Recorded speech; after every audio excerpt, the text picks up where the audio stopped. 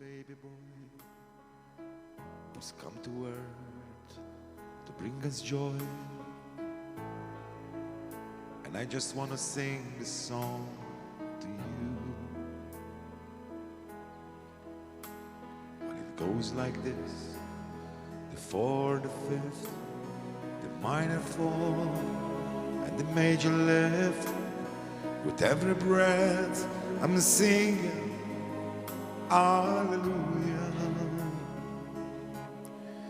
hallelujah, hallelujah, hallelujah, hallelujah.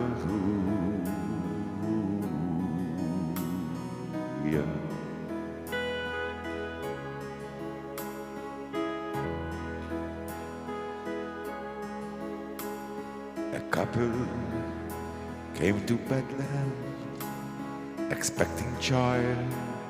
They searched the inn to find a place for you. We're coming soon. There was no room for them to stay, so in a manger filled with hay, God's only Son was born. Hallelujah, hallelujah, hallelujah, hallelujah, hallelujah.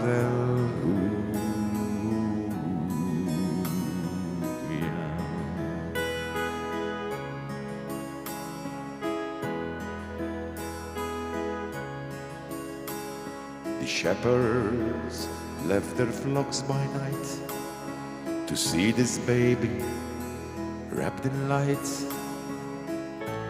A host of angels led them all to you, and I was just as the angels said.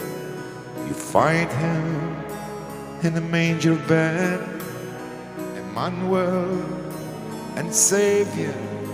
Hallelujah, hallelujah, hallelujah, hallelujah, hallelujah.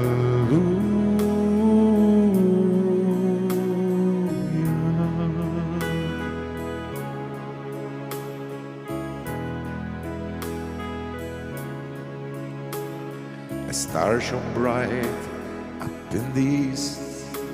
To Bethlehem the wise men three came many miles and journeyed long for you. And to the place at which you were, their frankincense and gold and myrrh they gave to you and cried out, hallelujah, hallelujah, hallelujah, hallelujah, hallelujah.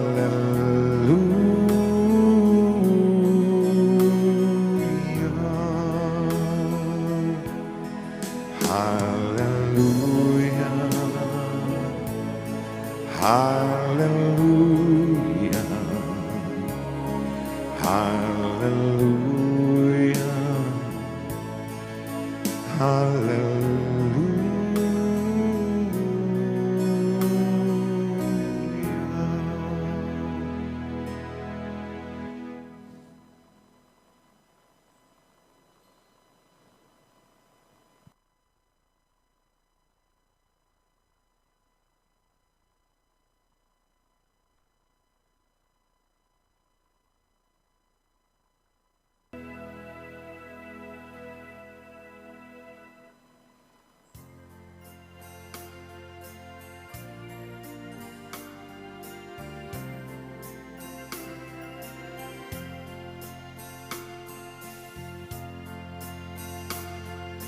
time ago in Bethlehem, so the Holy Bible said,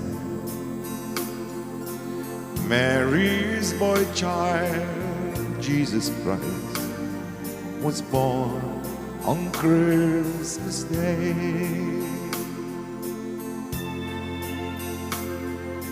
Hark now, hear the angels sing, a king was born today,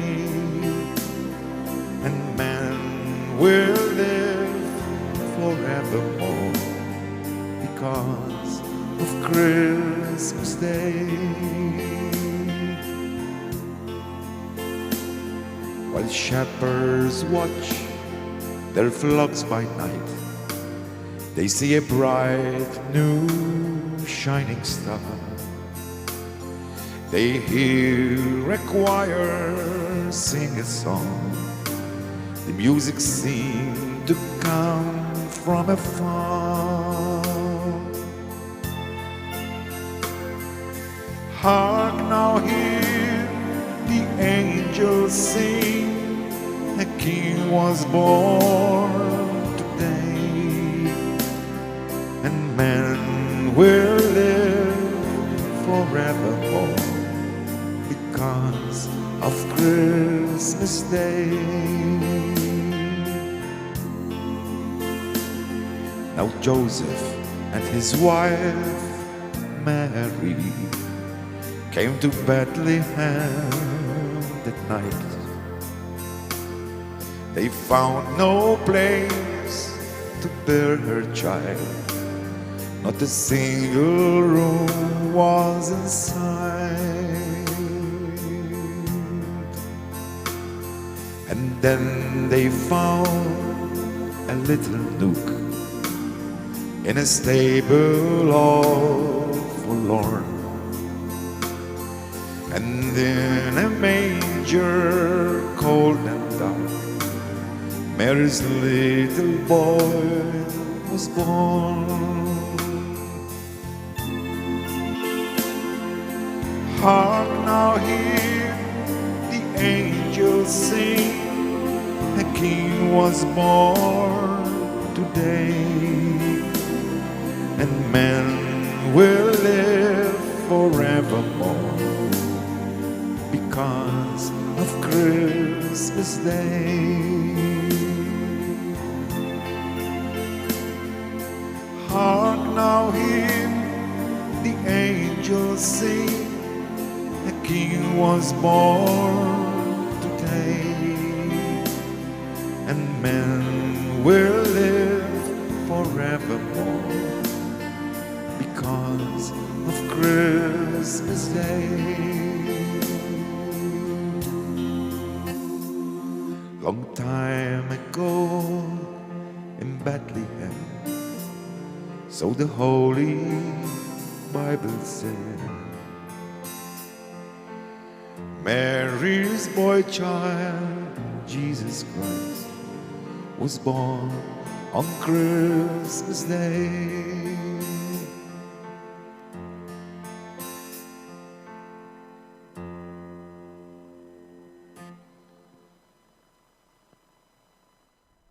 Inselmu lilkom il-segwaċi tal-medja soċjali ta' Dioċesi ta' Għawdex u iktar tard ukoll jingħaqdu magħna dawk li jsegwuna permezz ta' Shake Television. Din hija xandira diretta mill-Istitut tal-Familja Papa Giovanni Paolo II fil-Belt Victoria Għawdex għall-Lezzjo Divina tar-Rabaħat tal-Avvent immexxija mill-Isqof ta' Għawdex Anton Tewma. Nistednukom tibqgħu magħna għas-sija li ġejja sabiex nisimgħu ix-xandir tal-kelma tal-Alla għal dan il-ħadd u l-ispjega mogħtija lilna mir-raj spiritwali tagħna.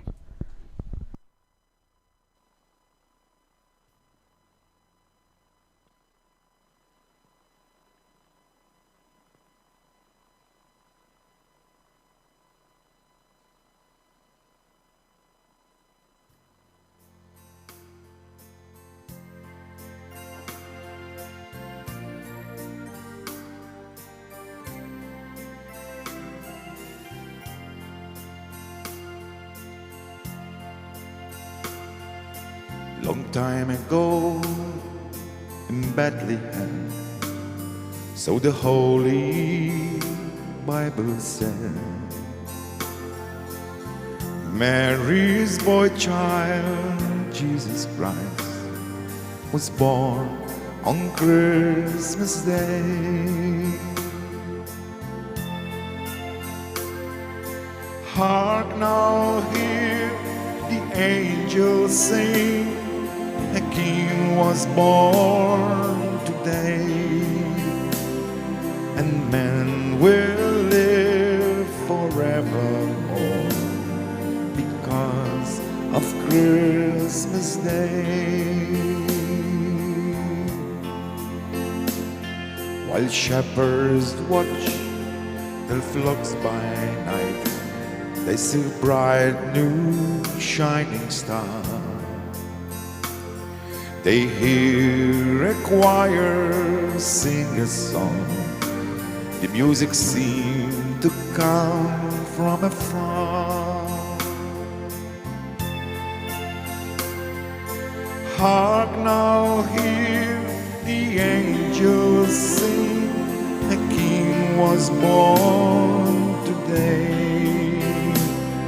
and men will live forevermore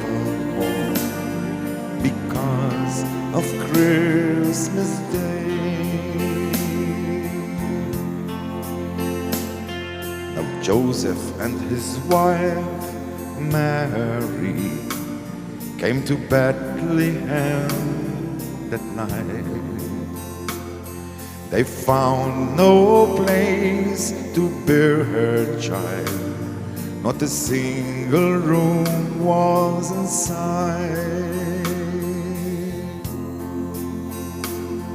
And then they found a little nook in a stable all forlorn.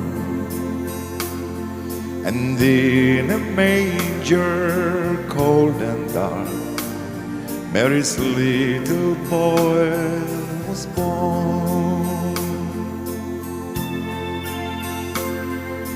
Hark now, hear the angels sing, a king was born today, and man will live forevermore because of Christmas Day. Hark now, hear the angels sing, a king was born today, and man will live forevermore because of Christmas Day. Fl-isem tal-Missier u tal-Iben u tal-Ispiritu Santu. Amen. Nitolbu. Missier, int fil-providenza tiegħek tal-għaġeb oġbok tażel it-tfajla ta' Nazaret Marija imlejta bl-Ispiritu Qaddis tiegħek biex tajt lid-dinja lill-Iben il-għażiż tiegħek ħuna Ġesu Kristu. Għatina li bħala nkunu kapaċi nisimgħu l-kelma, nilqgħuha b'qalbna kollha u nħalluha taħdem fina biex fina wkoll isseħħ tieħu l-ħajja il-kelma l-istess kelma tiegħek, l-Iben għażiż tiegħek Ġesu Kristu li jgħix wi saltan għal dejjem ta' dejjem. Amen. Kantaw flimkien talba lill-Ispiritu Qaddis biex jgħinna jagħtina l-qawwa ħalli nisimgħu l-kelma nilqgħuha u nħalluha taħdem fina.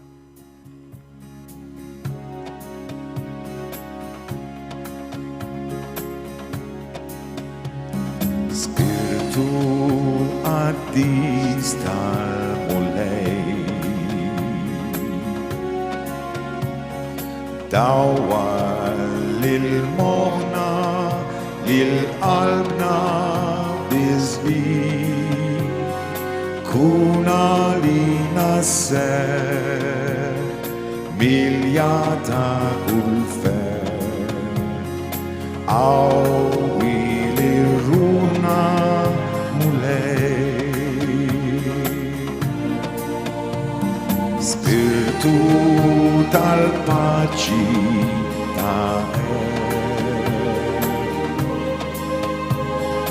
علمنا نحبه ونحفره بالعربي جدد وجه الأرض فيا من المار هيا أحيينا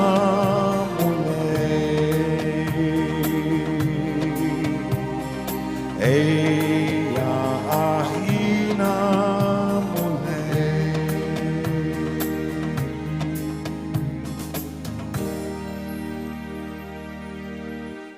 نقعدوا بالقيادة.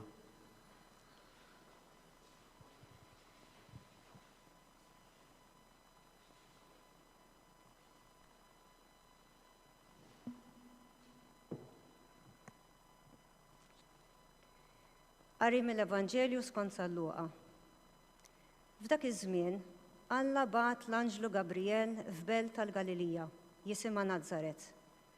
Għand xebba, marsa ma' raġel jismu Ġuseppi mid-dar ta' David. Dix-xebba kien jisimha Marija. L-Anġlu daħal għandha u qalilha: Slim għalik, mimlija bil-grazzja, il-mulej miegħek.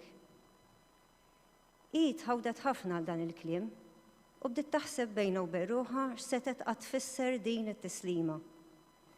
Iżda l-Anġlu qalilha: Tibżax, Marija, għax int sibt grazzja quddiem Alla. Ara, int se tnissel fil-ġuf u jkollok iben u ssemmih Ġesu. U jkun kbir u jkun jissejjaħ bin Loli. Il-mulej Alla jagħtih it-tron ta' David missieru u jsaltan għal dejjem fuq dar Ġakob u ma jkunx hemm tmiem għas-saltna tiegħu. Iżda Marija qalet lill-Anġlu: Kif ikun dan la darba ma narafx raġel? Wieġeb l-Anġlu qalilha: L-Ispiritu Santu jiġi fuqek u l-qawwa tal-għoli tixħet id-del tagħha fuqek. U għalhekk dak li jitwieled minnek ikun qaddis u jissejjaħ bin Alla. Ara, il-qariba tiegħek Eliżabetta fix-xjuħitha hi wkoll nislet iben fil-ġuf u ġa għandha 6 xhur, dik li għalija kienu jgħidu li ma jistax ikollha tfal. Għax għal Alla ma hemm xejn li ma jistax isir.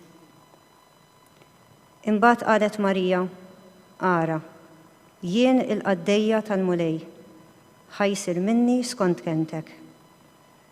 U l-Anġlu telaq minn qudiemha.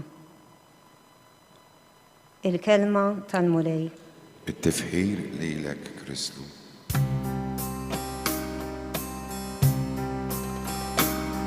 Oh come, Emmanuel,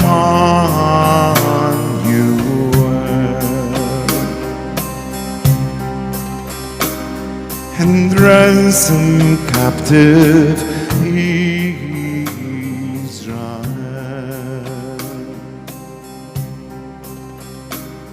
that mourns in lonely exile here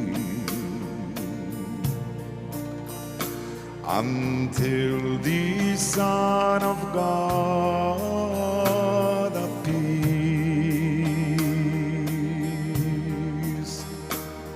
Rejoice,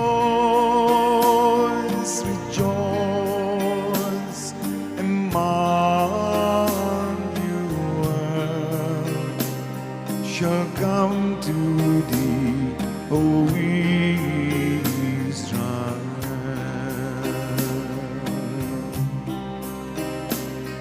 O come, Emmanuel,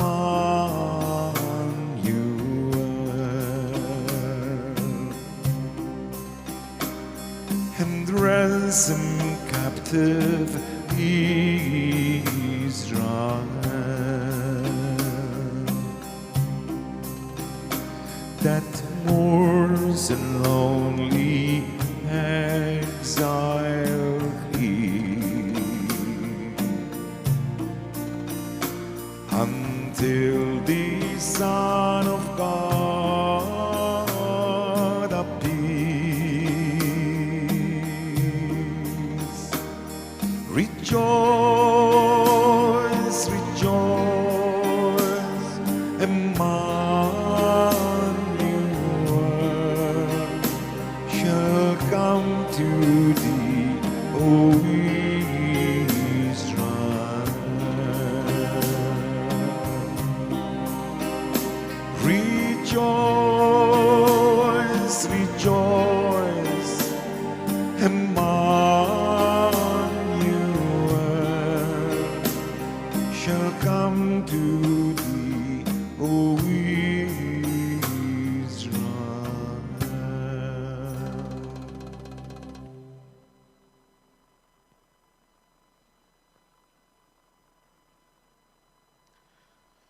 Żewġ figuri prinċipali tal-Avvent huma San Ġwann il-Battista u Marija. Jekk tiftakru bdejna bl-ewwel żewġ tieħdowt irriflettejna dwar il-personaġġ tal-biru tal-Avvent, San Ġwann il-Battista. L-ewwel talabna nisru, imbagħad talabna nindmu. U l-ħadd li għadda iffukajna fuq il-ferħ, il-Knisja tistedinna għall-ferħ.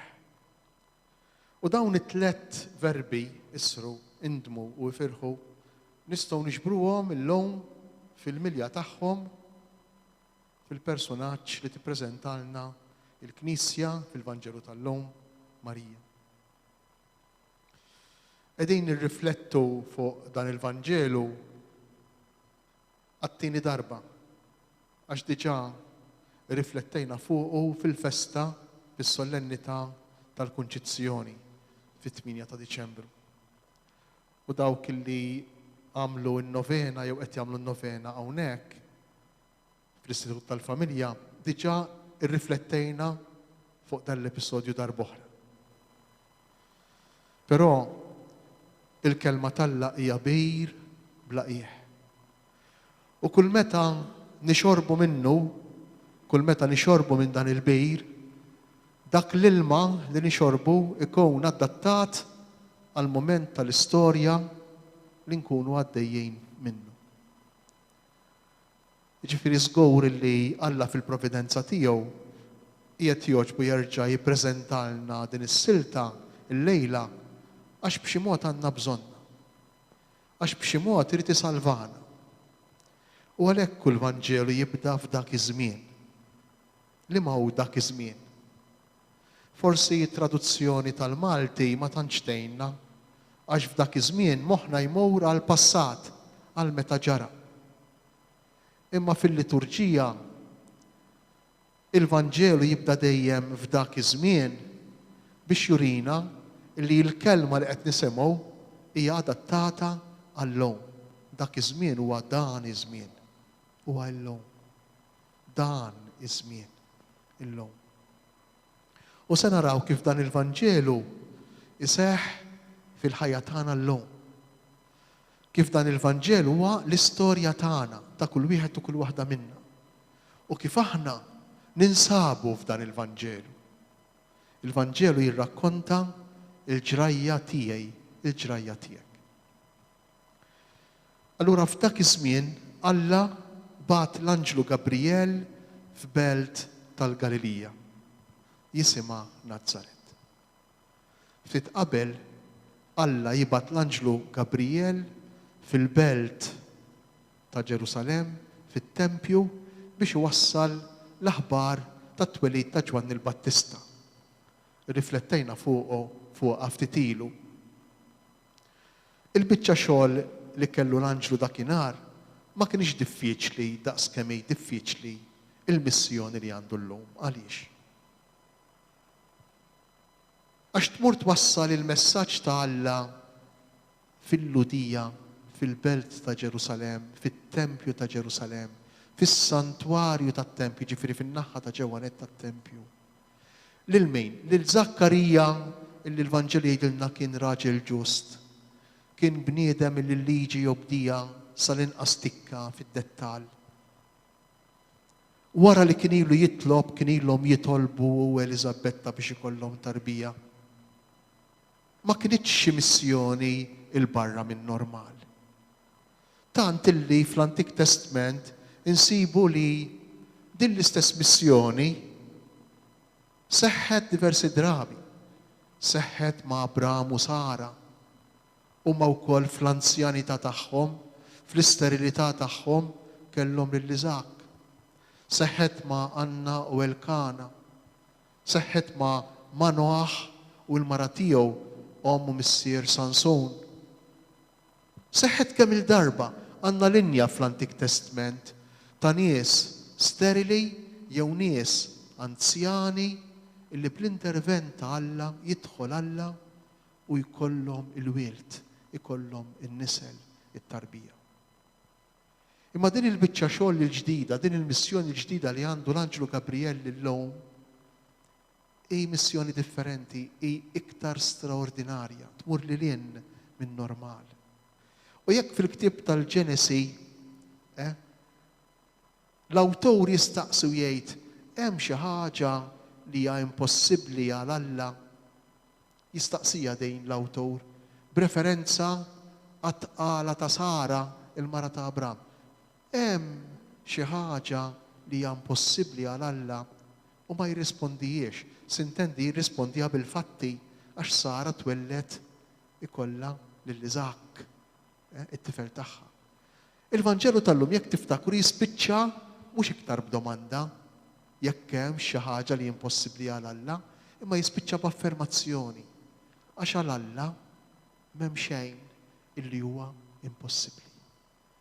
U l-istraordinarjetà, dak li hu straordinarju fil-Vanġelu tal-lum jinsab fil-fatt illi mhux żewġ anzjani, mhux żewġ persuni sterili ikollhom in-nisel, imma mara xebba li ma tarafx raġel, li ma tafx raġel, bl-intervent ta' Alla tnissel lill-istess iben ta' Alla.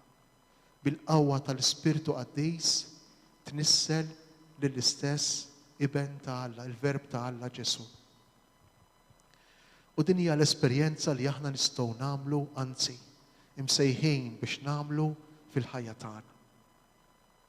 Hekk bħas-soltu nippruvaw naslu għall-aħħar tal-Vanġelu, imbagħad nimxu t-triq, naraw fejn irid jieħodna, hawn irid iwassalna l-Vanġelu tal-lum. Illi kull wieħed u kull waħda minna bil-qawwa tal-Ispirtu Qaddis aħna nistgħu nweldu dejjem iżjed il-persuna ta' Ġesu fl-esperjenza tal-ħajja tagħna. Iktar ma jgħaddi żmien bil-qawwa tal-Ispirtu Qaddis, jekk aħna nagħmlu l-esperjenza ta' Marija, l-esperjenza tal-libertà tagħha, l-esperjenza tal-akkoljenza tagħha, tal-qalb miftuħa tagħha, aħna nistgħu verament inweldu lil Ġesu fina, fil-persuna tagħna u fir-relazzjoni tagħna mal-oħrajn. Ejja nimxu bil-mod din it-triq. Dan l-Anġlu Gabriel li jfisser, il-kelma Gabriel tfisser il-qawwa, is-saħħa ta' Alla. Il-qawwa ta' interessanti għaliex għax dan l-Anġlu Gabriel li huwa l-qawwa ta' Alla jgħidilha lil Marija l-qawwa tal-għoli tixħed id-del tagħha fuqek. L-Ispirtu Santu li huwa dunamis bil-Grik, il-qawwa ta' Alla, il-qawwa ta' Alla se tinżel fuqek. U din il-qawwa ta' Alla hija l-Anġlu ta' Alla, hija il-kelma ta' Alla. L-Anġlu huwa il-mibgħut, il-messaġġier ta' Alla, l-lum il-messaġġier, il-mibgħut hija il-kelma tiegħu. Il-kelma tiegħu li fija, il-kelma fija il-qawwa ta' Alla, fija l-Ispirtu Qaddis ta' Alla. U kull darba li aħna nisimgħuha u nilqgħuha, din il-qawwa ta' Alla tagħammar fina u taħkem biċċa oħra mill-persuna tagħna. Taħkem biċċa oħra mill-istorja tal-ħajja tagħna. U fejn imur dan l-Anġlu Gabriel? Mhux iktar fil-belt ta' Ġerusalem, mhux iktar fil-Ludija. Intom tafu li Iżrael hu maqsum fi 3 reġjuni kbar. In-naħa t'isfel għandna l-Ludija. U f'nofs il-Ludija għandna lil Ġerusalem, il-belt ta' Ġerusalem. Fin-nofs għandna s-Samarija illi kienet meqjusa fi żmien Ġesu bħala l-post imniġġes is-Samarija għaliex għax kienu jgħixu nies li kienu mħaltejn, ma kinux lut puri, imma kienu nies li reġgħu ġew lura li jimlew l-art ta' Izrael meta il-poplu ta' Izrael ġie mkaxkar fl-eżilju. Imma mbagħad meta reġgħu lura il-Lot lejn l-art tagħhom, dawn is-Sammaritani inġabru fin-nofs fuq l-għoljiet, fuq il-muntanji li jinsabu fir-reġjun tan-nofs tas-Samarija. U dejjem beqgħu meqjusin bħala barranejn, bħala nies li mhumiex f'posthom. Imma mbagħad fuq in-naħa ta' fuq hemm reġjun ieħor, ir-reġjun tal-Galilija. U iktar ma titbiet miċ-ċentru, iktar ma titbiet minn Ġerusalemm, iktar ma titbiet minn naħa t'isfel, iktar titbiet ukoll il-fidi, iktar titbiet ir-reliġjon Ġudajka, iktar titħallat ma' reliġjonijiet oħra, ma' kulturi oħra. Tant kif jgħidilna San Mattew u jkwota lil Iżajija, mill-Galilija kienet tgħaddi t-triq tal-baħar, il-Via Maris. It-triq tal-baħar kienet waħda mit-toroq prinċipali tal-Imperu Ruman, illi minna kien jgħaddi ħafna kummerċ, illi kien jgħaqqad pratikament 3 kontinenti flimkien. L-Ewropa, l-Asja u l-Afrika. 3 kontinenti. Allura tistgħu timmaġinaw l-iskarieġġ, il-moltepliċità, it-taħwit ta' ideat, ta' kulturi, ta' soċjetajiet ta' nies differenti. U din hija il-Galilija. Tantu hekk li l-kelma Galilija hija kelma fiha nfisha dispreġġjattiva, kelma negattiva. Ġija mill-kelma Galil. Galil tfisser id-distrett. Sempliċiment ir-reġjun. Qas isem id-distrett. Galil, id-distrett. U l-Lot tan-naħa t'isfel, il-Lot tal-Ludija, interessanti x'il-kelma Lot hija marbuta mal-kelma Ludija, Ġerusalem, Ġuda. Il-Lot tan-naħa t'isfel kienu jħarsu lejn dawn tal-Galilija, jħarsu lejhom b'mod negattiv. Għaliex? Għax dawk tal-Galilija kienu nies illi ma kienux fidili għat-Toraħ, fidili tas-sew għall-kelma, kienu nies li tħaltu mal-pagani. Iżajja jsejħilha il-Galil, id-distrett tal-ġnus tal-pagani, Galilija tal-ġnus tal-pagani. U l-Anġlu Gabriel imur propju fil-Galilija. Ma jixbaħx id-distrett, ma tixbaħx il-Galilija lilna, il-kultura mħalta tagħna, lilna li għandna ideat differenti, lilna li llum nistgħu ngħidu li aħna ġabra ta' soċjetajiet differenti, ta' twemmin differenti. Forsi anki fil-familji tagħna stess, min għandu idea u min għandu idea oħra fuq l-istess fidi tagħna. U l-qawwa ta' Alla tidħol propju fil-Galilija. U fejn? Fil-belt ta' Nazaret. Għalhekk il-biċċa xogħol ta' Gabriel kienet jibsa, u l-biċċa xogħol tal-kelma llum hija jibsa, imma sseħħ bil-qawwa tal-Ispiritu Santu għax għal Alla m'hemm xejn li ma jistax isir. Alla jista' jwellet lill-ibnu illum fil-Galilija tal-lum, fid-distrett tal-lum, f'Nazaret tal-lum. Nazaret il-belt li ma tissemma qatt fl-Antik Testament. Nazaret illi meta jekk tiftakru Natanjel jgħidulu Filippu jgħidlu iltqajna mal-Messija minn Nazaret u Natanjel jgħid x'jista' joħroġ minn Nazaret. U tgħidilna tgħidilna l-Vanġelu illi Natanjel meta qalek kien taħt is-siġra tat-tejn, jiġifieri kien qiegħed jaqra l-Iskrittura.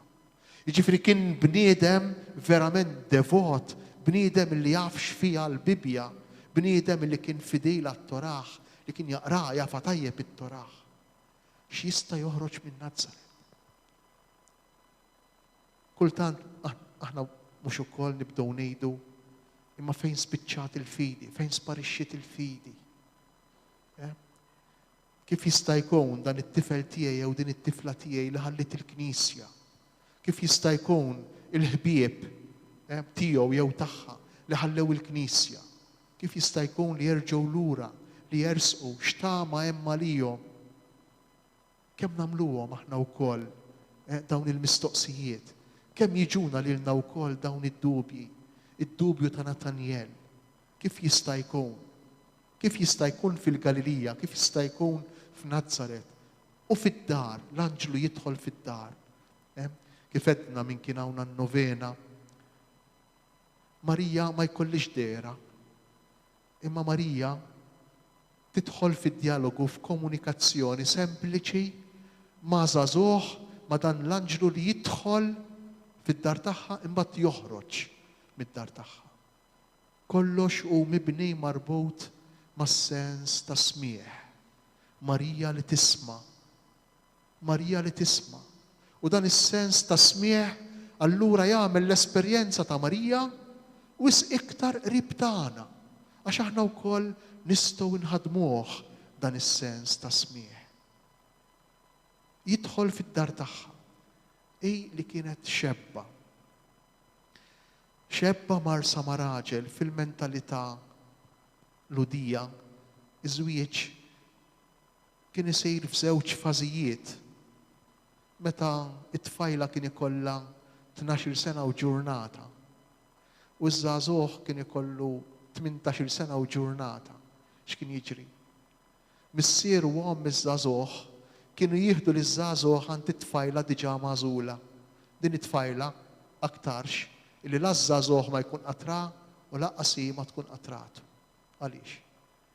Għax il-funzjoni ta' żwieġ f'din il-mentalità orjentali tal-Lut ma kienx bħal tal-lum, ma kienx biex żewġ persuni, raġel u mara, iħadmu, jeżerċitaw u xek. Il-bżonn u r-rikkezza li għandhom li jħobbu lil xulxejn, li jagħmlu lil xulxejn iktar bnedmin permezz tal-imħabba. Ma kienx dan l-iskop, imma l-iskop kien wieħed iktar funzjonali. L-ewwel qabel kollox biex ikun hemm in-nisel il-ġenerazzjoni. Imma mhux biss, kien marbut ħafna wkoll mal-wirt, mal-art, allura artijiet li jingħaqdu minn tiegħu minn tagħha, wirt li jingħaqad minn tiegħu minn tagħha. Tant illi meta dan iż-żagħżugħ flimkien ma' huma missieru kienu jmorru għand l-arusa, għand din it-tfajla li qatt ma kien ikun ra qabel probabbilment, kienu jagħmlu madwar 3 ijiem jikkontrattaw. Ir-rabbini kienu jgħidu jekk sa 3 ijiem, jekk ma jirnexxilhomx jiftehmu fuq id-dota, ma jirnexxilhomx jiftehmu fuq x'se jagħtu x'se jiksbu, se jkollhom biex jibdew flimkien, allura jfisser li dak iż-żwieġ mhux se jirnexxi. Li dik ir-rabta m'għandix issejr. U wara 3 ijiem x'kien jagħmel iż-żagħżugħ? Kien jilbes ix-xall, kien jilbes il-maktur, il-velu tat-talb illi jilbsu l-Lut. Imur quddiem it-tfajla u jgħidilha inti għad tkun il-mara tiegħi u jien għad inkun ir-raġel tiegħek. U t-tfajla kienet tgħidu l-istess kliem, inti għad tkun ir-raġel tiegħi u jien għad inkun il-mara tiegħek. U hu jitlaq lejn daru flimkien ma' ommu missieru u hi tibqa' fid-dar ta' ommu missiera. Għal sena sħiħa ma jarawx il xulxejn. Imbagħad kien jiġri wara sena jiġri bil-maqlub. Mhux ir-raġel iż-żagħżugħ imur għand it-tfajla, imma t-tfajla flimkien max-xebbiet ħbieb tagħha tiġi akkompanjata fid-dar tal-arus tagħha. U hemmhekk issejr il-festa tat-tieġ. Wara l-ewwel ġurnata, wara l-ewwel lejl li fih jikkonsmaw iż-żwieġ, imbagħad tibda l-festa. 3 ijiem, 4 ijiem, xi drabi ġimgħa. Il-festa tat-tieġ. U Marija kienet propju f'din il-fażi. Kienet imwiegħda lil Ġuseppi, għarusa ta' Ġuseppi, imma kienet għadha mhix miż-żewġa ma' Ġuseppi. Għaliex? Għax kif qegħdin ngħidu iż-żwieġ fil-mentalità tal-Lut fit-tradizzjoni Ludija kellu dawn iż-żewġ fażijiet. U allura li din it-tfajla toħroġ tqila propju f'din il-fażi, qal llum il-Papa fl-Angelus minn sama l-Angelus tal-Papa, kienet skandlu kbir. Kienet skandlu kbir. Aħseb u ara li din it-tfajla tiġi tgħid isma' jiena ħriġt tqila bil-ħidma tal-Ispirtu Santu. Għalhekk xebba marsa ma' raġel jismu Ġuseppi u mbagħad wara li l-Anġlu Marija tgħidlu imma kif jista' jkun dan jekk jiena ma narafx raġel? Kif jista' jkun dan jekk jiena għadni ma kkun smajtx iż-żwieġ, jekk aħna għadna ma temmejniex is-sena tal-Erusija u dħalna fi żwieġ. Ix-xebba kien jisimha Marija u anki hawn, għalhekk il-biċċa xogħol tal-Anġlu Gabriel kienet jibsa. Anki hawn. Aħna llum meta ngħidu Marija, meta xi ħadd isemmi lit-tifla Marija, ngħidu kemm hu isem sabiħ. Kemm hu isem sabiħ. Imma morru ftit fil-mentalità ta' żmien Ġesu. Fil-mentalità ta' meta ġrat din il-ġraja. L-isem Marija kien isem b'konnotazzjonijiet negattivi. Isem ikraħ. Għaliex isem ikraħ? Għaliex isem ikraħ? Kien isem ikraħ għax l-unika darba li jissemma dal-isem fl-Antik Testament huwa fil-ktieb tan-Numri. Meta jissemma l-isem ta' oħt Mose u Aaron. Marija, qatt ma jissemma iktar dan l-isem fl-Antik Testament. Imbagħad fil-Ġdid Testament insibuh kemm il-darba. Marija ta' Kleofa, Marija Ġagbu, Marija Ġesu. Imma min kienet din il-mara? Tiftakru min kienet Marija oħt Mose u oħt Aaron? Aħna kieku llum ngħidu kemm hi defsa. Kienet mara li tiddeffes, kienet mara li tindaħal, kienet mara li jidrilha li titmexxi lil Mose lil huwa minn imnieħru. Tantu hekk li jgħidilna ktib tan-Numri illi Alla biex iżomma biex irażżana batilha l-marda l-ar marda li qatt seta' ikollu ludi. Kienet meqjusa bħala saħta, il-marda tal-ġdiem.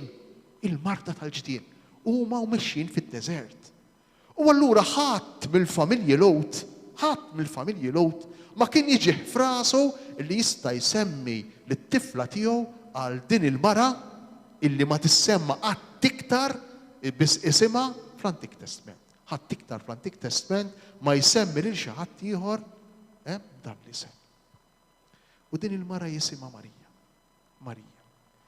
Hawnhekk nerġgħu naraw qisu l-għażla ta' Alla. Alla li jażel dak li l-bnedmin jarmu, dak li l-bnedmin ħallu barra, dak li għall-bnedmin ma joġġ, dak li għall-bnedmin huwa xkiel, dak li għall-bnedmin mhux moda. Dak li huwa skart. U allura dan xi fisser? Dan ifisser illi ħadd l-ebda bniedem, lanqas dak li jħossu fl-aħħar nett tal-fila. Laqqas dak li jħossu l-ar fost l-ar.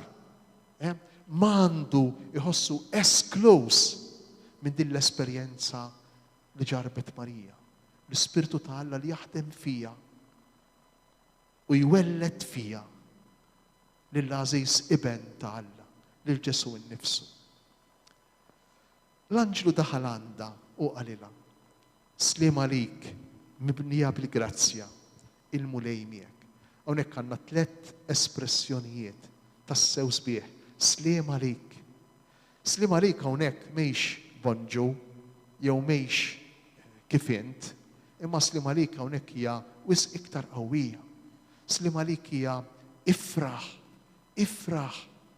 Meta Alla jiltaqa' mal-bniedem, meta l-qawwa ta' Alla, meta l-kelma ta' Alla, meta l-Ispirtu ta' Alla imjisma l-qalb tal-bniedem, imjisma l-moħħ tal-bniedem. Titnissel dejjem ħaġa waħda, lena, il-ferħ, il-paċi tal-qalb.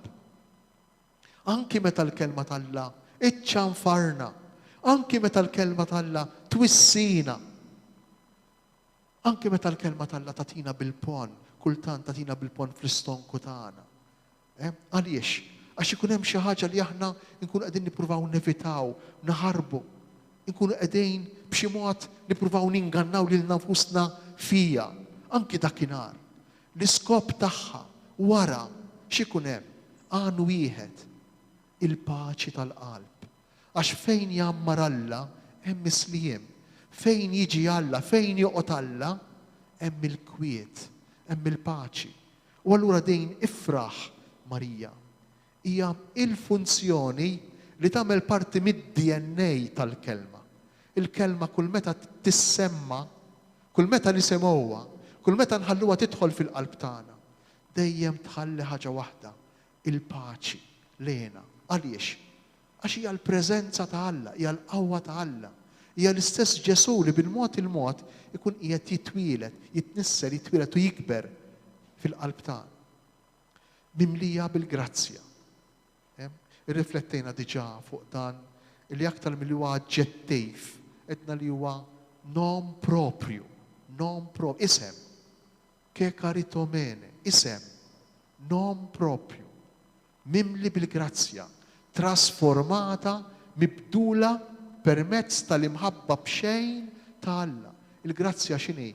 Hija l-imħabba gratuita ta' Alla. Aħna nużawha u xekk il-grazzja meta ngħidu tnejn iħobbu lil xulxejn. Grazzja magħha. Hija tiħobba b'xejn. Ħadet grazzja miegħu. Qiegħda tħobbu b'xejn. B'xejn għax l-imħabba ta' veru jew hi gratuita jew mhix imħabba u xejn. L-imħabba ta' veru jew hi b'xejn jew mhix imħabba. Il-ktieb tal-Anja tal-Anijiet jgħidilna li miskinu dak illi jrid iħallas għall-imħabba. Miskinu dak. Miskinu. Povru dak il-bniedem illi jaħseb li jista' jixtri l-imħabba. Min jipprova jixtri l-imħabba tmaqdejr isib. Jgħidilna l-ktieb tal-Anja tal-Anijiet. Il-mulej miegħek. Il-mulej miegħek. Din l-espressjoni il-mulej miegħek insibuha diversi drabi fl-Antik Testament. Insibuha, pereżempju, f'kapitlu 4 tal-Ktieb tal-Esodu. Jiena miegħek lil Mosè. Jiena miegħek. Insibuha dejjem din l-espressjoni meta Alla jqabbad li xi ħadd biex jagħmel xi ħaġa. Meta jagħtih missjoni. U kull wieħed u kull waħda minna għandna missjoni.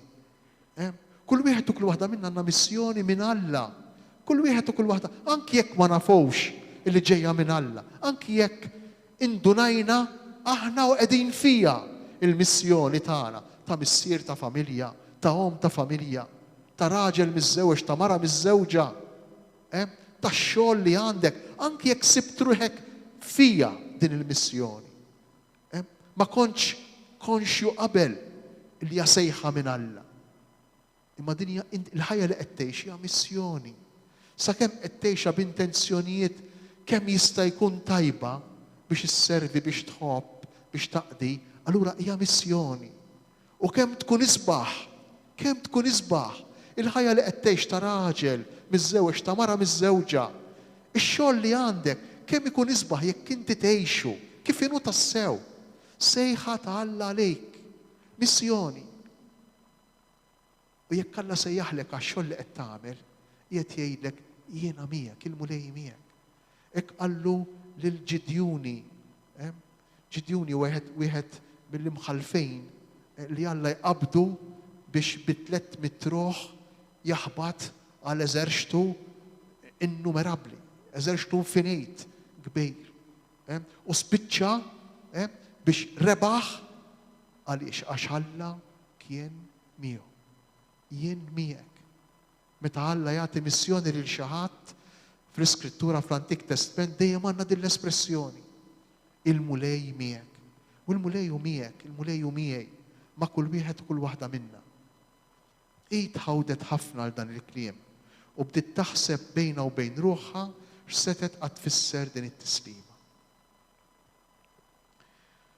Il-kelma Alla ħafna drabi, il-kelma Alla ħafna drabi digerfixna. Jista' jkun li tfixkilna. Għaliex għax ħafna drabi tbidlilna l-pjanijiet. Bidlilna l-pjanijiet. Hemm xena sabiħa mill-ktieb tal-profeta Eżekjel. Meta ikollu d-dera ta' anġlu li bellalu l-iskroll, il-romblu, il-ktieb imrambal, ibellaħulu fħalqu, jagħtih l-iskrittura fħalqu. U jgħid għall-ewwel il-kelma din il-kelma tomta ħelwa, tomta tajba. Imma mbagħad meta niżlet ġo fija ħassejt ħafna mrar. Dawn huma żewġ effetti tal-kelma illi aħna wkoll inġarbu fil-ħajja tagħna. Jiena niftakar darba ġiet Kjara Almirante, kont għaddi naħdem is-seminarju Ruman. U ġiet Kjara Almirante din il-mara, din it-tfajla dak nar kienet għadha verament żgħira qed titkellem minn xi 15-il sen ilu. Jew iżjed minn 15-il sen ilu. Din it-tfajla għamlet l-għażla kienet l-università, qabdet ħalliet il-karriera tagħha, u x'għamlet marret fi stazzjoni Termini tiġbor dakinhar dak iż-żmien mhux biss il-persuni drogati imma dawk li kienu qegħdin imutu bl-AIDS.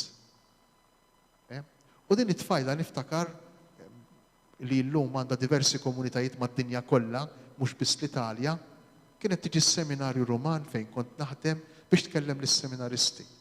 U darba ġabet wieħed magħha, ġabet żagħżugħ magħha li kien ex-drogat, li kien qiegħed jipprova joħroġ mid-droga. U għadni niftakar għal espressjoni illi verament li laqtitni. Għalien kull filgħodu naqbad l-iskrittura.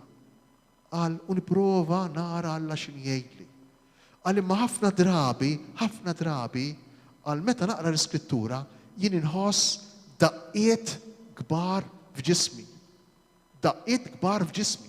U jekk l-iskrittura ma tinix daqqiet kbar f'ġismi, jekk ma nħossu ġieħ f'qalbi, jekk ma nħossu ġieħ f'rasi, ifisser li l-iskrittura mhix tkellemni. Dinja qed juża l-espressjoni, qed juża immaġni, qed jgħid li meta jaqra l-kelma tweġġew il-kelma. Għax għandu xi ranġa, għandha x'tgħidlu. U kien qal illi meta l-kelma ma tweġġewx, kont ninkwieta kien jgħid. Kont ninkwieta għaliex? Għax ifisser illi jintrux, ifisser li minix nisma', ifisser li rabbejt ħafna kallu u l-kelma mhix tinfed. Il-kelma m'għadix tinfed. U dejn faċli tiġri fil-ħajja tagħna, mod speċjali aħna li nifrekwentaw spiss komunitajiet, gruppi, kelma talla, tant nidrawa illi ma tibqax il-kelma ta' Alla. Imma ssir u xek, kelma ta' bniedem. Ma tibqa kif San Pawl u xek. Li din il-kelma rridu nqiswa bħala kelma ta' Alla, kif tassewi. U allura bil-fors tħawadna din il-kelma. Bil-fors tħawadna. Imma l-anġlu jgħidilha tibżax Marija. Għax jien sibt grazzja quddiem Alla. Int se tnissel fil-ġuf u jkollok iben. U ssemmih Ġesu ikun kbir, jissejjaħ bil-loli, il-mulej Alla jagħtih it-tron ta' David missieru u jisaltan għal dejjem fuq dar Ġakob u ma jkunx hemm tmiem għas-saltna tiegħu. Min minnkom qatt attenda l-għodu jew illum intom u tiċċelebraw l-Ewkaristija għall-ewwel qari meħud mill-ktieb ta' Samwel. Il-profeta Natan u jkellem lil David qal propju dan l-istess kliem li nsibu fil-Vanġelu ta' San Luqa. L-istess kliem. Mela David fl-aħħar ta' ħajtu ddeċida li jibni t-tempju ta' Ġerusalem. Ma kienx hemm tempju għal snin twal, għaliex għax kien hemm gwerer, battalji kontinwi u qatt ma kellu ċans David jieqaf bi kwietu jiġbor il-ħaddiema tiegħu u jgħidilhom isma' ejja nikkonċentraw l-enerġija tagħna mhux iktar fuq il-ġlied immissa fuq il-bini tat-tempju qatt ma kellu dan iċ-ċans. U x'għamel David? Fl-aħħar ta' ħajtu meta kienet qed tirrenja l-paċi fuq l-art ta' Iżrael kollu, sejjaħ lil profeta Natan u qallu profeta jien illum iddeċidejt li nibni t-tempju ta' Ġerusalem. Il-profeta qallu kemm ħad tagħmel xi ħaġa sabiħa, kemm ħad tagħmel xi ħaġa kbira. U mar id-dar. Imma l-għada filgħodu il-profeta raġa' mar lura fil-palazz ta' David u qallu ismala. Qallu mhux int li se tibni dar lil Alla. Qallu ma hu se jibnilek dar. U se jibnilek razza. Se jkun hemm nisel li joħroġ minnek, kien qiegħed jirreferi għal dar oħra mhux tal-ġebel, imma għan-nisel ta' David, nisel li joħroġ minnek li jissejjaħ bin loli. Illi Alla jagħtih it-tron ta' David missieru, li jsaltan fuq dar Ġakob għal dejjem u li jissaltna tiegħu ma jkollix tmiem. U l-anġlu, sintendi Natan, kien qiegħed jirreferi għal min? Għal-Messija. Qed jirreferi għal Ġesu. Il-profezija ta' Natan lis-Sultan David. David xorta waħda bnieh it-Tempju ta' Ġerusalem, imma llud femuha din il-profezija tant illi l-Messija dejjem stennewh minn nisel ta' David, propju minħabba dak li smajna tal-għodu mill-ktib ta' Samuel. Propju minħabba dak li Natan qal lil Samuel. U allura l-Anġlu Gabriel jerġa' jaqbad l-istess kliem ta' Natan u jgħidu lil Marija. U jaqgħad iċ-ċirku. Dak li wiegħed Natan, dak li wiegħed l-Antik Testament, dak li jilkom tistennew, dak se jitnissel minnek, dak se jitwilet minnek. Interessanti għax hawnhekk l-Anġlu lil Marija qal l-affarijiet kbar. Ma ninsewx li tgħid li xi ħadd huwa bin Alla, bin il-għoli, bin Alla, kienet dawwa kbira. Dawwa kbira. Iltqajna magħha kemm il-darba fil-Vanġelu. Dawwa kbira. Lil Ġesu jakkużawh, jikkundannawh u jispiċċa mdendel ma' salejb almenu fil-proċess li għamlulu l-lowt propju minħabba li qies lilu nnifsu bħala bin l-għoli, bin Alla. Għad taraw il-bin il-bniedem ġej fuq isħab tas-sema, bin Alla. U r-reazzjoni tal-qasis il-kbir xi tkun? Xi tkun? Iċarrat wejġu. Xi ħaġa ta' stmerrija kbira li bniedem jasal biex jgħid ikun liben ta' Alla. U l-Anġlu din id-dawwa qiegħed jippreżentha lil Marija. U mhux lil Marija biss, imma lilek il-kull wieħed u kull waħda minna. Għax il-qawwa ta' Alla meta nħalluha tidħol fina, l-Ispirtu ta' Alla meta niftħulu qalbna, inħalluh jammar fina. Bil-mod il-mod jagħmilna ibiddilna f'dak li tassew aħna. Uliet, aħna uliet ta' Alla. Jagħmilna dak li tassew aħna. Ġesu Kristu, iġbija perfetta tal-missier, jilna San Pawl. U aħna l-koll imsejħejn biex inkunu bil-mod il-mod nikbru f'dan ir-raġel mamul li huwa Ġesu Kristu. Interessanti il-kelma li juża San Pawl. Raġel mamul. Xiġifieri il-maturità fl-umanità. Ġesu Kristu jixtieq li aħna nkunu umanament tassew maturi. Li tkun umanament tassew maturi fisser illi tkun Ġesu Kristu. Li tkun liben ta' Alla, din ixbija tal-missier. U allura x'ma jkollokx paċi, x'ma jkollokx il-qawwa ta' Alla. Meta inti tisma' u tilqa' il-kelma. U mbagħad taġixxi din il-kelma fil-qalb tagħna. Dak li ġara f'Marija. Kif ikun dan tirrispondi Marija? Din diġà irriflettejna ftit fuqha. Ma narafx raġel. Għax qiegħda f'dik il-fażi, f'dik is-sena illi u xekk li fija ma tiltaqax ma' Ġuseppi. Imma l-Anġlu jwiġibha. L-Ispirtu Santu jiġi fuqek. U hawnhekk għandna espressjoni oħra sabiħa meħuda mill-Antik Testament. Din is-silta ta' Salluqa hija ġabra, hija kollax sabiħa ta' frażijiet, siltiet u esperjenzi tal-Antik Testament. L-Ispirtu jiġi fuqek u l-qawwa tal-għoli tixħet id-del tagħha fuqek. Jekk din il-qawwa tal-għoli li tixħet id-del tagħha fuq Marija, x'inhi? Għal xi qiegħed jirreferi l-Anġlu Gabriel. Li min din il-qawwa tal-għoli illi timxi fuqna, li qiegħda fuqna. Gabriel qiegħed jirreferi għal sħaba illi kienet takkumpanja lil poplu Ludi fil-mixja tiegħu tal-ħelsien. Ma ninsewx li l-poplu kien fil-jasar tal-Eġittu, qed takkumpanjah biex joħroġ mill-Eġittu, jeħles mhux biex fiżikament, imma anki interjorment, spiritwalment. Ikollu l-ħelsien, din is-sħaba li kienet tiddefendi, kienet tiġbor taħta lill-poplu kollu, kienet tagħti direzzjoni lill-poplu kollu, din is-sħaba li mbagħad kienet tieqaf fuq it-tinda tal-laqa, fuq it-tinda tal-preżenza. U minn hawn joħroġ it-titlu ta' Marija Tabernaklu, ta' Marija Dar ta' Alla, ta' Marija Arka ta' Alla, Arka tal-Patt il-ġdejt ngħidula l-Marija fl-Litanija. Għaliex? Għax l-arka ma kienitx ċajr il-post tal-preżenza. U is-sħaba kienet tkopri dan il-post tal-preżenza. Kienet sinjal tal-preżenza ta' Alla, tantu hekk illi fil-mixja tagħhom lejn l-Arti Mweda, il-lowt kienu jkunu jafu li Alla huwa preżenti fit-tinda tal-laqa meta kienet tiġi sħaba. Kienet tiġi sħaba u turjom il-preżenza ta' Alla. U din is-sħaba tiġi fuqi, fuqek, fuq kull wieħed u kull waħda minna. Il-Lowt, din is-sħaba niżluha fuq rasu permezz tal-kippa. Il-kippa hija dik id-daqsxejn ta' kappell żgħir li jilbsu fuq rasu.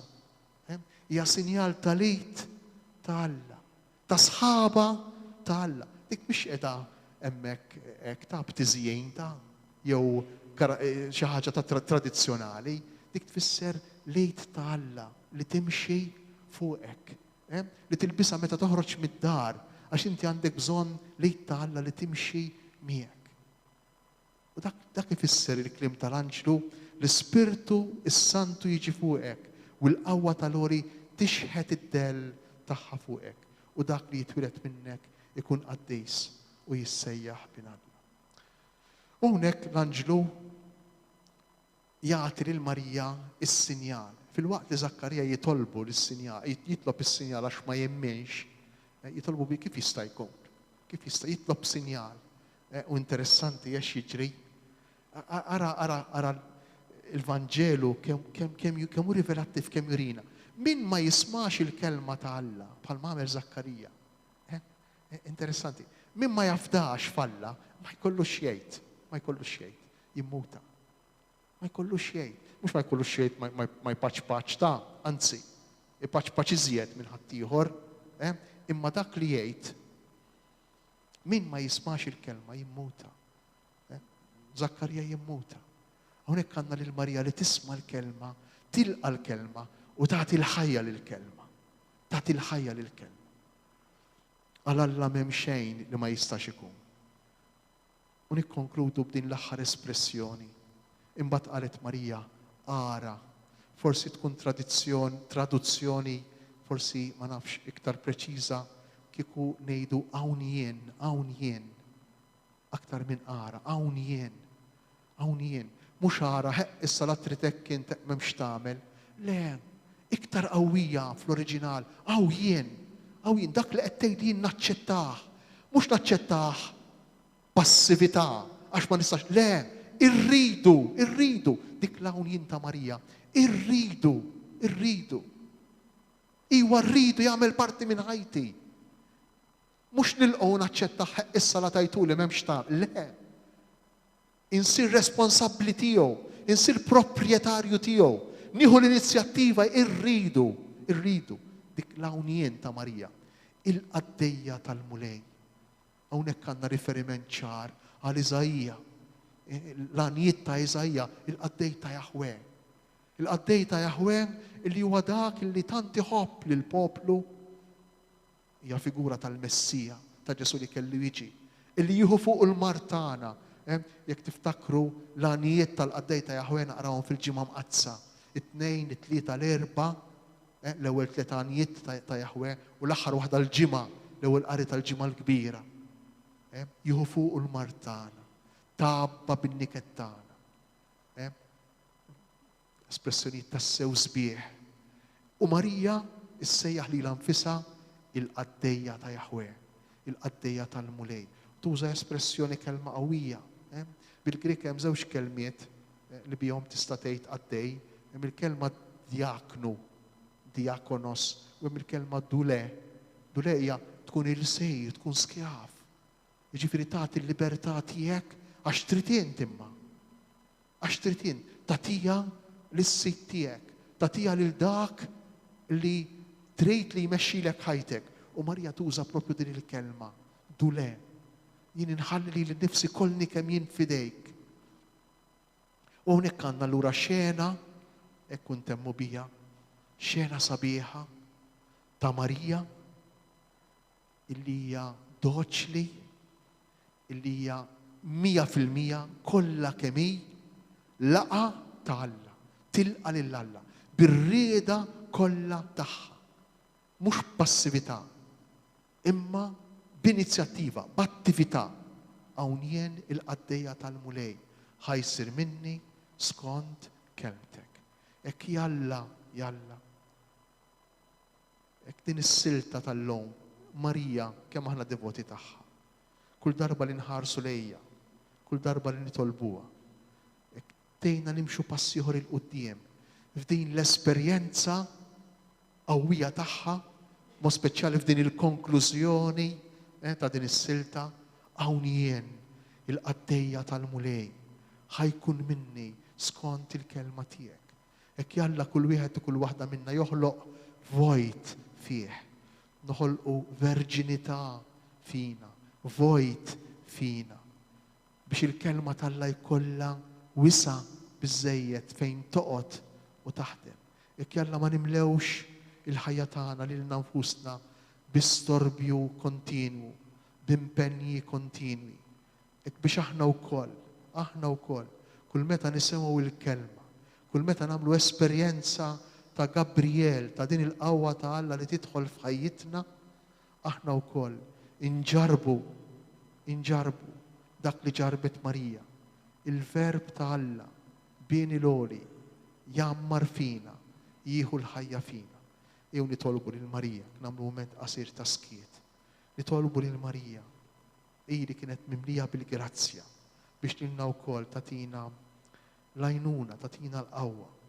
Ħalli din il-kelma li nisimgħu nilqgħuha tas-sew u nħalluha tas-sew tieħu il-kors tagħha fil-ħajja tagħna, taħdem tas-sew fina, tagħmel li trid bina.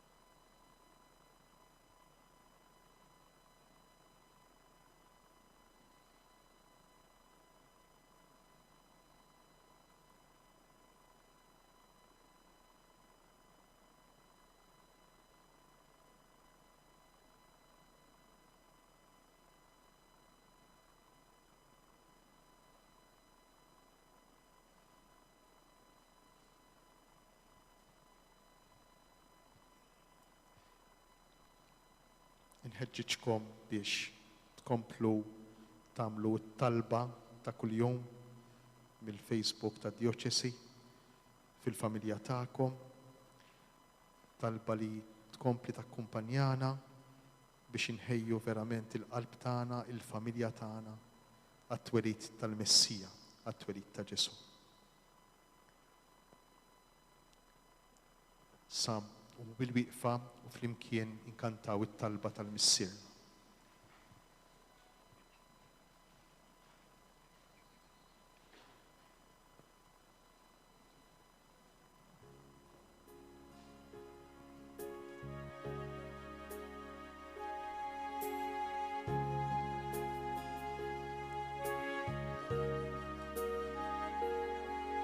Missier,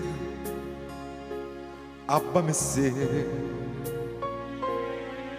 Missier اللي ينتي في سماوي يتقدس الاسم تياك في القلب ta' ħafna ولاد. Missier اللي ينتي في سماوي تيجي سلطناتك تيجي سلطناتك تيجي سلطناتك يكون داك اللي تريد kif fis-sema hekk dak fl-ard. Tiġi sannadek ikun dak li trid kif fis-sema hekk dak fl-ard. Missierna tina il-ħobs lejxin li għandna bżonn kuljum. Waħfrilna d-nubit tagħna kif naħfru lil-bnedmin li magħna u ma kienu midjunin. Missirna la daħalix fi żmien ta' tensjoni u tiġri. Eħlisna minn kull ħażen mix-xibka tal-qarriq. Eħlisna minn kull erq ta' dlamijiet. Tiġi salnatek mulej, tiġi salnatek, tiġi salnatek, ikun dak li trid kif fis-sema hekk dak fl-ard. Tiġi salnatek, tiġi salnatek, ikun dak li trid, ikun dak li trid int, ikun dak li trid int, kif fis-sema hekk dak fl-ard. Qabel intemmu nixtieq nafża lil dawk li jieħdu sem fl-Ewkaristija hawnhekk fl-Istitut tal-Familja, illi l-quddiesa tal-miliet, tal-lejlet il-miliet bil-lejl, ser tkun fl-10, mhux fl-10:30. Il-quddiesa ta' bil-lejl, l-ewwel waħda ser tkun fl-10, mhux fl-10:30 kif kien avżat. Imbagħad issir il-quddiesa f'nofs il-lejl. Il-mulej magħkom, Miegħek ukoll. iberikkom, iħariskom Alla li jista' kollox, il-Missier, l-Iben u l-Ispirtu Santu. Amen.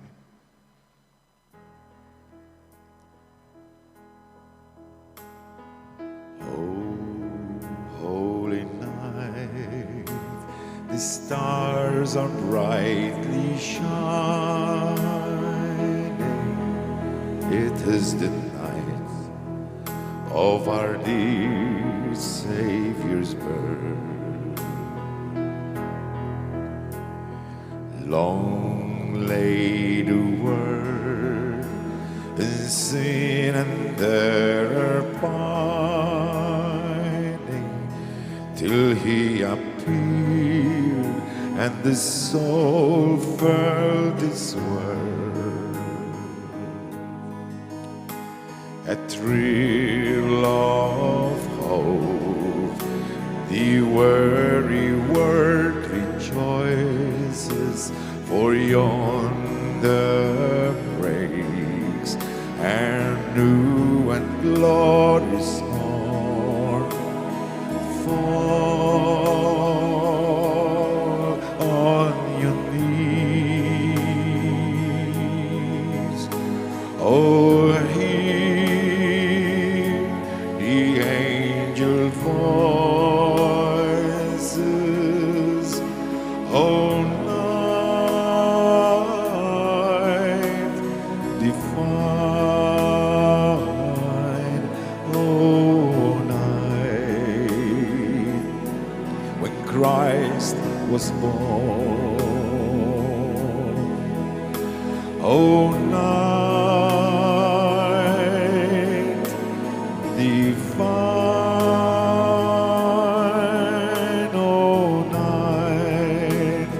oh, night divine.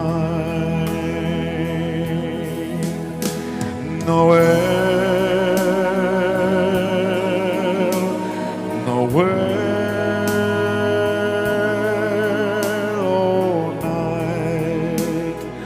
oh, night divine.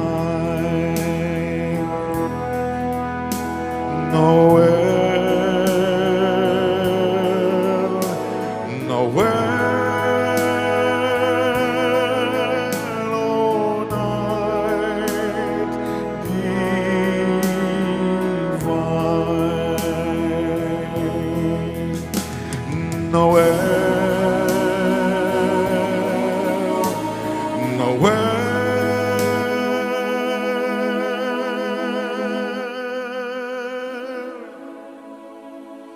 oh, night divine.